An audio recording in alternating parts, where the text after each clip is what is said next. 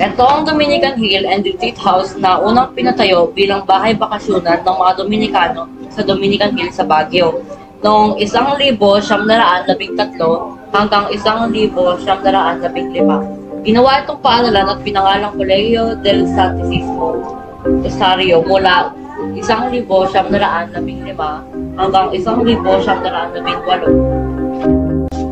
Nagsilbi rin itong kanlungan ng mga pamilya at paring Dominikano noong panahon ng Hapon mula sa taong 1942 hanggang 1945. Ginamit din ito ng mga Hapon bilang huling tanggulan noong 1945 at binomba naman ng mga Amerikano sa parehong taon.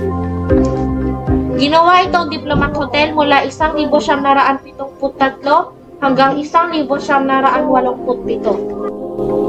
Inilipat ang pagmamay-ari sa lungsod ng Baguio sa taong 2005. Ngayon, ang lumang Diplomat Hotel ay isa na sa mga sikat na atraksyon sa lungsod ng Baguio.